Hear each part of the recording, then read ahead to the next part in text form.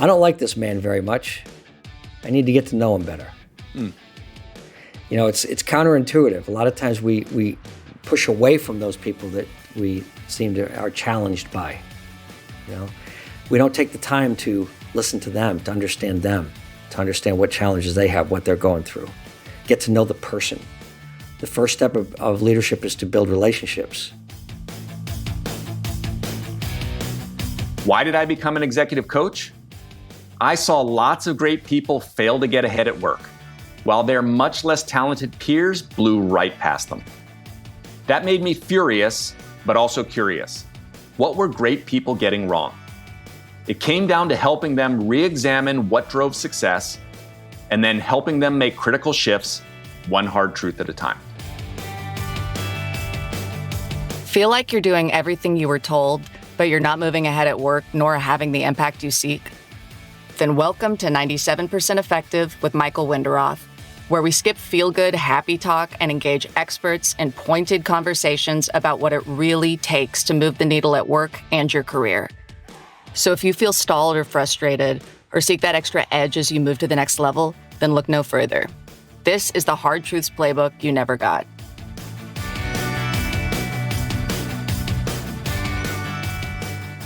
Hi, I'm Michael Winderoth, and you're listening to 97% Effective. Have you ever had a bad boss? Yes, of course you have. The person who gets rid of them? My guest today, leadership guru, Dr. Gary McGrath. In last week's episode, Dr. Gary and I grappled with why we get so many bad bosses.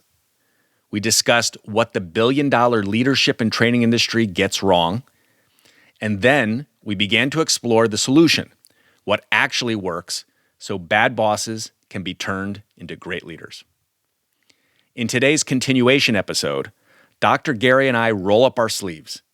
We do a 360 dive, how he coaches a bad boss who doesn't realize they're bad, and then how he coaches the people around the bad boss, your peers, your direct reports, and yes, even the boss of the bad boss. As Dr. Gary says, brace yourself. I waste no time opening our conversation, challenging his statement that humility is the number one leadership trait. His response? Listen in. Gary, humility. I agree with you that it is what we want to see in our leaders. The reality is most of the leaders we get or we select are not modest and humble people. Take many of the world leaders right now. Take many of the brash CEOs out there. Now, I'm not saying that they're the best, but they are the ones who tend to rise. And a lot of what my coaching is about is helping actually very humble, hardworking, smart people who, develop their emotional intelligence, but they get blocked on their way up because they're too deferential, they're too humble, while other people burn past them. How do we make sure, from your perspective, how humble, modest people actually get to those positions? You can lead from all over your organization, but I would argue there is a lot of positional power and impact you can make at the top. We're not seeing a lot of those humble people. They get selected out. Your perspective on this? Well, I think you're right in some ways, and we work with all leaders in the organization. When you look at an organization of 1,000 people, and there might be positions for 100 people that are in leadership positions, but the only one that we see is the CEO, or we see the vice president of marketing, and they might not be the ideal. But the public persona that these CEOs have is not who they are. So my next book I'm going to be writing, I'll share with you the title of it, and we'll get to it eventually. It's going to be called The Invisibility of Great Leadership. When you see great leaders, when they're in a public eye, we don't see that very often because we don't see all of the things that go behind the scenes. And I'm gonna use the best example I can think of that's a public leader is Bill Belichick of the New England Patriots. And a lot of people may not know him. Certainly internationally, they wouldn't know him. But if you ever go on YouTube and just look up Bill Belichick, head coach of New England Patriots football team, NFL football team, and listen to him speak, he's terrible. You sit there and you go, well, this guy, he's just like, who wants to listen to him? But yet he has successful winning teams year after year after year after year after year with these professional football players that have huge egos. How does he do that? Well, it's the invisibility of little things. I guarantee there's a time when he's in the hallway and he runs past his, captain of the defensive team, a linebacker, this big, huge man, right? And he talks to him. You don't ever see that. You don't see the conversation he has in the locker rooms. You don't see the conversations that he motivates people in his office, that 10-minute conversation. We don't see that. So the public persona is there for a reason. They're trying to create a press message, a media message, a message of strength, okay? And we also have to understand that humility and modesty, it's a matter of degree. There has to be enough degree where they will listen, where they will hear the perspective of other people's on their team. You don't see that. They're in a staff meeting, and they're asking for input from their staff. And they're listening to that input, and they're making a collective decision. And then they stand up in front of the media, and they're like, we're going to do this, and they look strong. You don't see the real human being behind the scenes. Are there a lot of them that lack humility and modesty? Yes, and I won't work with them because they won't listen to me. They won't listen to anybody, okay? Right. And what you're going to find is nobody can be right all the time. Nobody. Right. So what you see eventually with people that are that have no humility or modesty or anything like that, they're eventually going to crash and burn. And people will hold up, the Elon Musks and the Steve Jobs of the world, and were they modest? Were they? Do they have humility and everything? Probably not. But they're a horrible example because they're geniuses. They're absolute geniuses. They're on another planet. They're horrible. Okay? We get a lot of them though, right? We do, and I think that's why when we talk about leadership, we say leadership is a responsibility, not a position. And when you have a CEO, or if you've got a vice president that is a challenge for you and you're not able to get the things done for you, you say, okay, so what are your choices? What can you do about it? You're a leader. What are you going to do about it? Can you live with it? Are they doing anything that's immoral, unethical, or illegal? And they go, well, no. I said, all right, then they have a different perspective. You're getting paid a paycheck. You're going to have to live with it until you get there.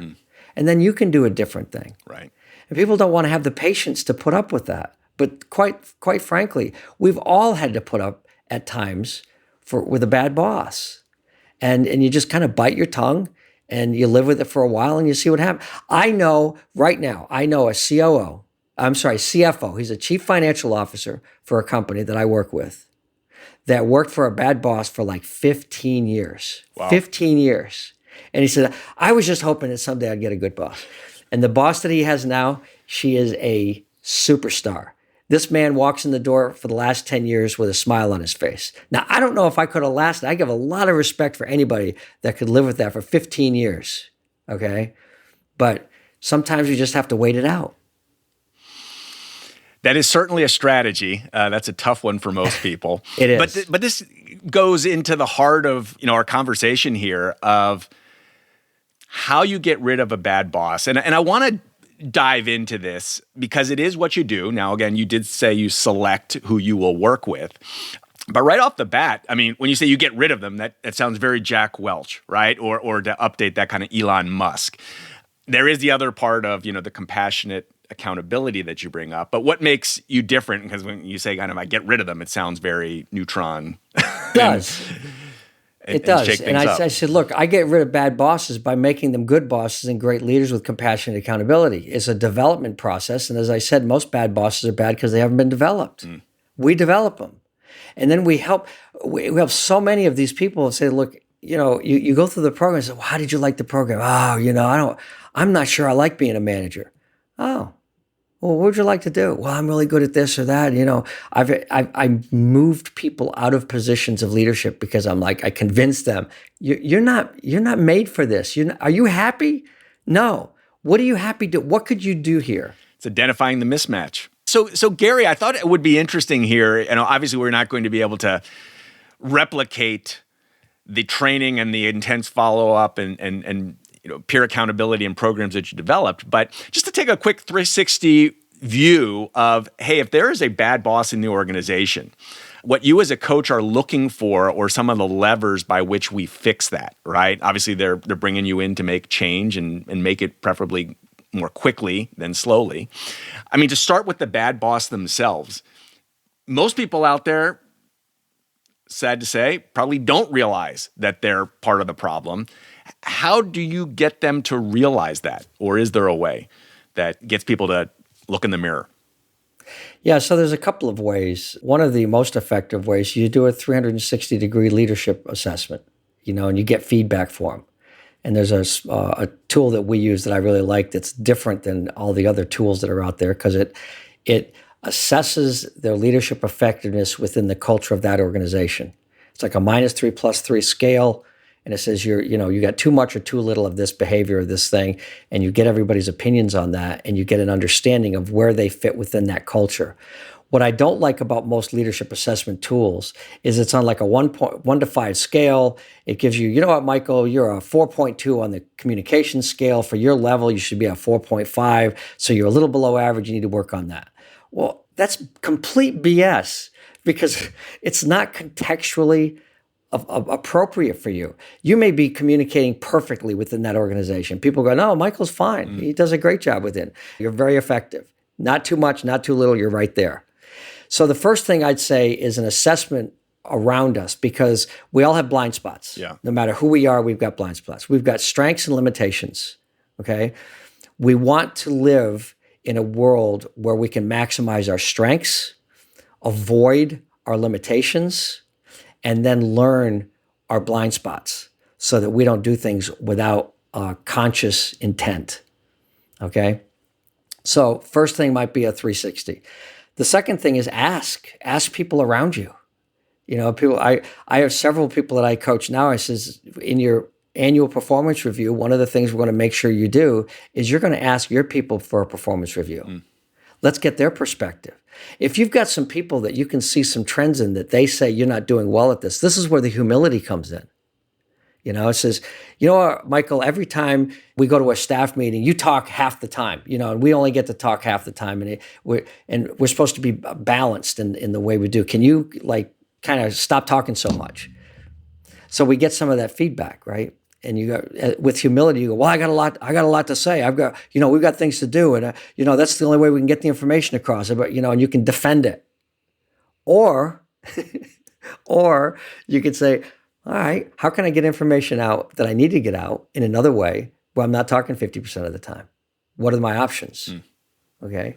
And you might not have even known. And you're like, really? I'm talking 50% of the time? Yeah. You go to everybody else. Am I really talking 50? Yeah. Oh, okay. Most people are not aware of their behaviors. They're unconscious. Yeah. And without feedback, okay, and then without that humility to at least hear what they have to say, so that you can decide whether you want to do something with it or not. That's part of the whole thing that, we started with, listening in the beginning, but it requires a mindset of humility so that I can leverage my strengths, understand my limitations, and hear where I can improve some of my blind spots. Right. So it's identifying and then focusing on those areas in the work together. Yep. Also, as we kind of take this up, and usually I know when you go in first, you're talking with the CEO of the head of the organization, the one who makes a lot of the decisions. In my experience, many of them actually, will bring in coaches. They know where the problems are. And in fact, that's often why they do want some external voice, but they want someone to do it. And a lot of times I think actually they're not stepping up to the plate in a way, kind of abdicating their own power. Could you talk about this? Because I feel like to bring in the coach to do the axing is, first of all, put you in a very difficult position as a coach. But is this, in your experience, what some of the bosses of the so-called problem individuals have? And what do you do about it? Well, so there's kind of two sides of that. One is the CEOs that are trying to avoid those tough decisions. And I work. I've got a client now that I've been working with for a few years, and because of COVID and other things that have gone on, coming out of COVID, their company has really struggled, and especially their VP of sales was not able to make the adjustments necessary to face the challenges. And for 2 years, I've been saying, you need to replace her. You just need to get somebody else that can look at this world differently. This person was resisting. They didn't want to change anything. Results kept getting worse and worse and worse. When I met with the CEO and the COO, after they made the decision to finally hire somebody else a couple of months ago, they said to me, man, we waited way too long. Right. We should have done this sooner. And I say, okay, so what have you learned? I say, well, in this experience, we've learned that when we're at the point where we know we need to make a change, we need to pull the trigger, we need to make that change. Yeah. And I'm like, good. All right, so you've learned that.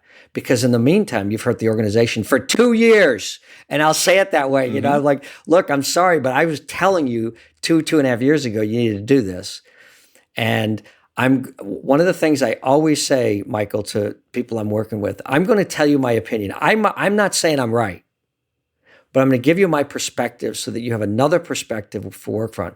Sometimes I will give you a perspective in a very strong tone because I've got 40 years of business experience. I've seen this over and over and over again. And then what I'll do, the next time I have a CEO that says, I don't know whether I should fire this person, I'm saying, you know what? I need you to call this CEO, talk to them, understand their experience and what they went through, and maybe they can convince you what I'm trying to convince you to do to make the decision. So that's one of the things that I run into. Yeah. Okay. But the other part of it is when a CEO comes in and says to me, yeah, I got this guy, Michael. I'm not so sure about him. You know, can you coach him? Help me coach him up or coach him out. I'm like, sure. Yeah, let's see what we got here. Okay. And I say, are you willing to sit down with the two of us, the CEO, me and Michael, and tell Michael why I'm here? I'm here to coach you up or coach you out. And he goes, yeah, okay, let's do that. So the objective is clear. All right, we're going to make you a good boss, or you're going to move on. Okay, and I'm going to do the assessments, do the emotional intelligence, the judgment index. We're going to go through and understand strengths. We're going to do all the things that we typically do in a coaching session. We're going to write a personal mission statement so you know what you stand for, what's important. I've had executives write a personal mission statement for the first time, Michael, and when they're finished with it, they look at me and they go, I'm in the wrong job. This is not what I want to do. I'm here for the money only, and that's not the right reason. Yeah. And I can't live my life the way I want to live my life and be me and continue to do this. So just by going through the process that I take people through, they come to that realization themselves about half the time. You've been listening to 97% Effective with your host, Executive Coach Michael Wenderoth. If this interview is making you think, make sure to share it with a friend. Now, back to our interview. Dr. Gary, I love it. And I want to make one point here around coaches. Within the executive coaching field, there's a lot of disagreement on, do coaches give advice? And I think there are those who are kind of purists and say a coach never gives advice.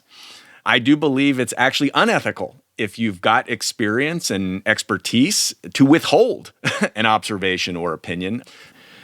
Well, that's why you go into it. You want to be clear as a coach going into it, what kind of coach you are, okay? If you're a coach that's going to help them make their own decisions and take them there and say, look, I'm going to work on your mindset and do all this stuff, but I'm not going to give you any business advice. That's not why I'm here. And the executive, okay.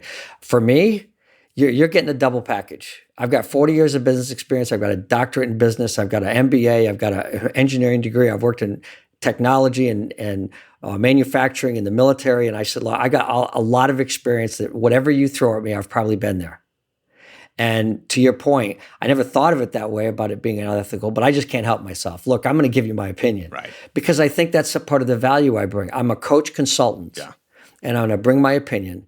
And I'm going to tell people, let's make sure, Michael, anything I tell you, let's make sure that we understand something. If you decide to take my perspective on this, that's your decision. Correct. Don't never come back to me and say, well, you told me to. No, I'm not telling you anything. All right. Let's get really, really clear. The other thing that I do is I'm not gentle. I mean, I try to be kind, but not gentle. You know, if I see something in you and you're going down a path, and I'm going to say, I always have this, it's from Mrs. Doubtfire, brace yourself. Okay. So Michael, I'm about to tell you something. I'll tell people in my coaching sessions, if I say brace yourself, I'm about to tell you something you probably don't want to hear, but you're going to hear it from me because as I always say, as a coach consultant, I have the opportunity to tell you things that other people are afraid to tell you. And I get to get fired every day. And if you fire me, I don't care. You can fight that. You have that choice. Every one of my contracts says you can release me at any time for any reason. You just have to tell me what it is. If you don't like where we're going, fire me. I don't care. Yeah. Because I've got 5 or 6 other people I'm working with and they do care and we're making progress. And all I care about is your development, your future, and your happiness. And most executives are not happy. Yeah, as an executive coach, I will add that I very much talk to the client and say, you know, you're driving the car, right? I may be the vehicle that's supporting you, helping, illuminating, and challenging you when it's appropriate, but you make the decision of which way you want to drive the car or where we're driving it to. Gary, we've talked about 2 positions, the individual who's the bad boss or wants to become the better boss, and the person above them, those who are peers or beneath them in the organization, starting with peers. And you were coaching them about how to deal with this bad, toxic boss who's causing problems. In a lot of ways, they have no choice but to work with them. What's the coaching and things for them to think about of dealing with the bad boss? Well, I'm going to go to 2 things. Number 1, our definition of leadership, which is the ability to build relationships so we can achieve our goals together with compassionate accountability. So leadership starts with building relationships. I'm going to use Abraham Lincoln's quote. He said, "I don't like this man very much. I need to get to know him better."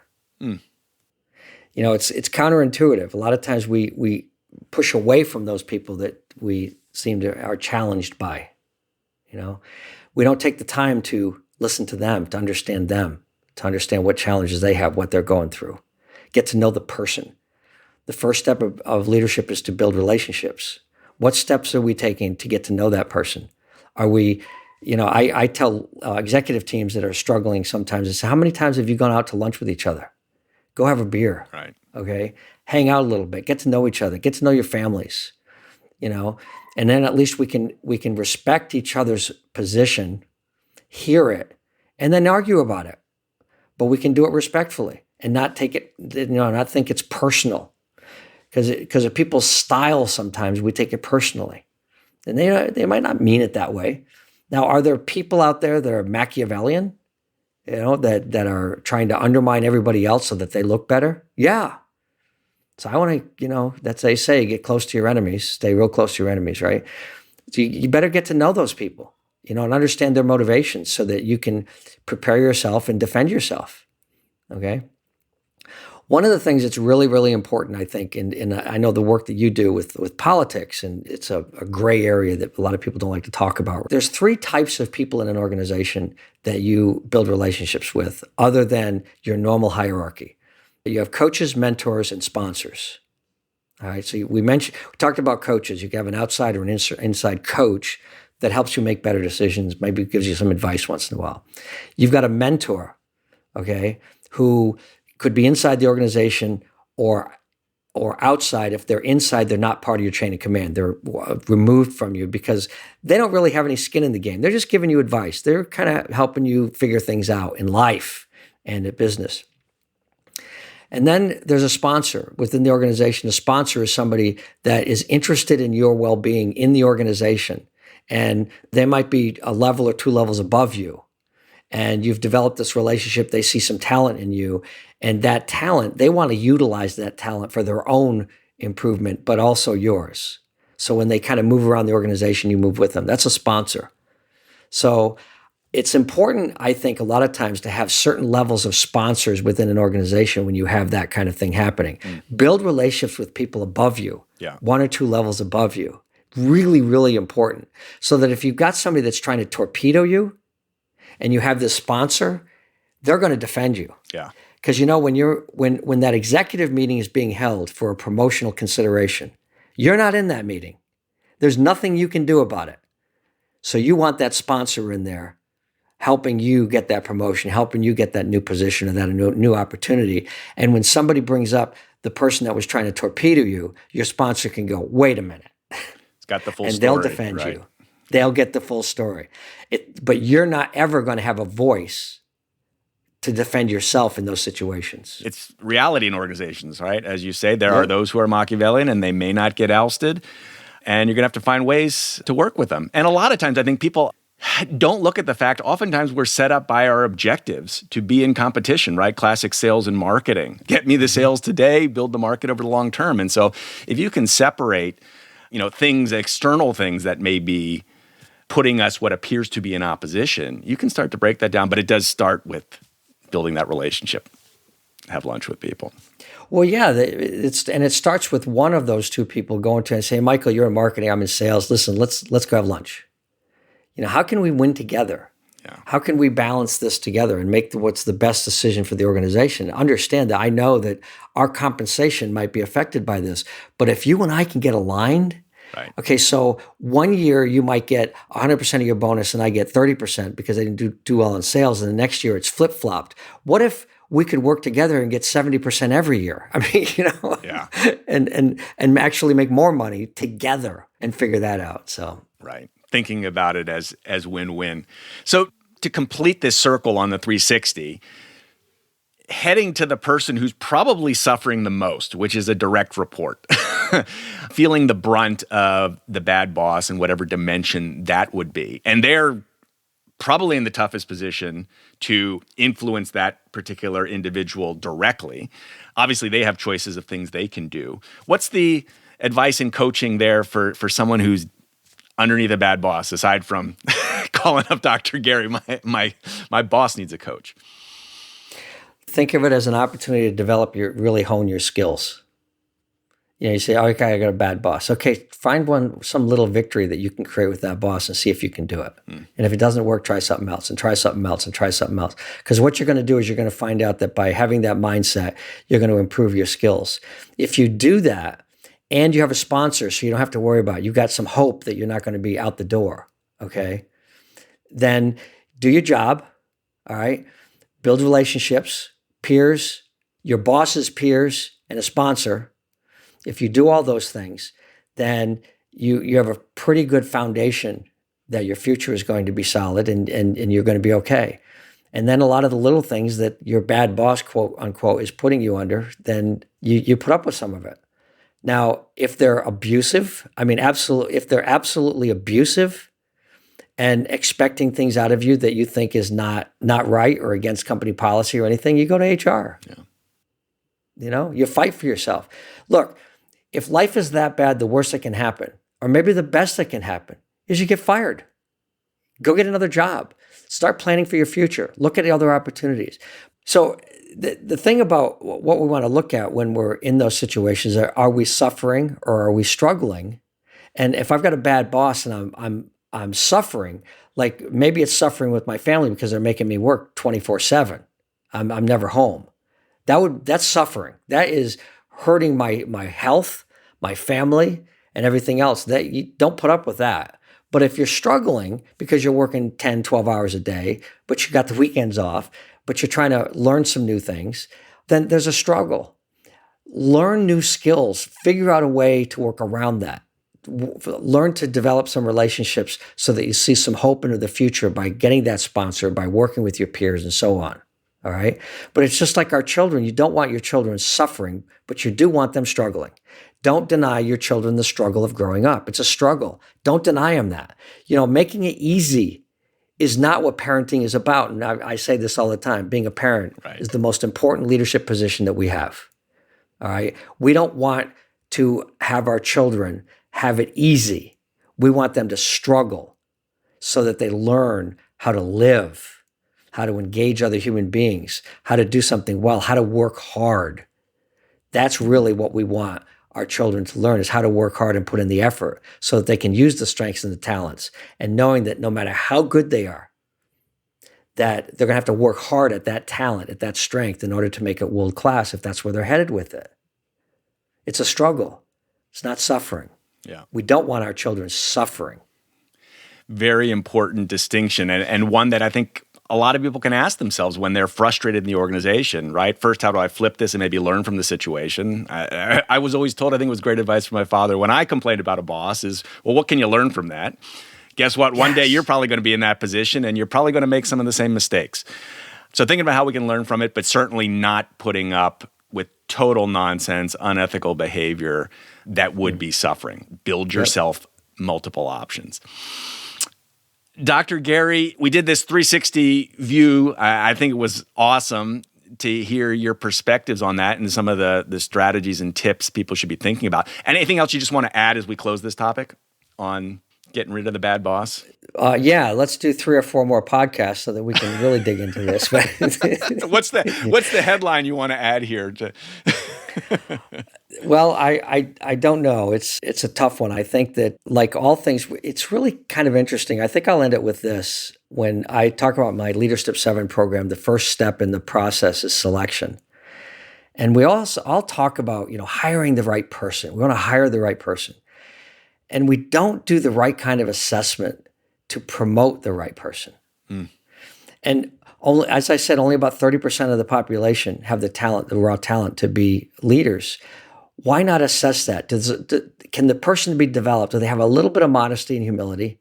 Do they have the raw material there and emotional intelligence and judgment to make good decisions? And if they have that, then let's develop them to be good leaders and great leaders. So I guess let's take the same approach to promoting people into positions.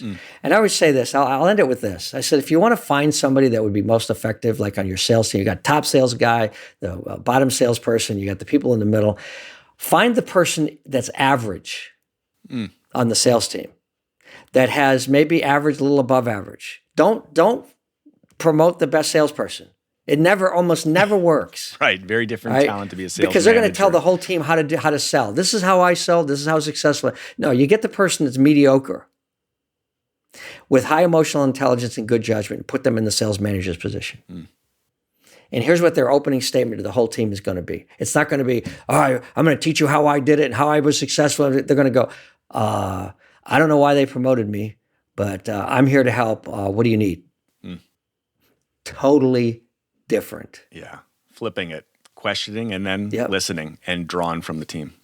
And they'll be for service, not to direct and dictate how to sell. Yeah. So. Yeah. I love that, Gary.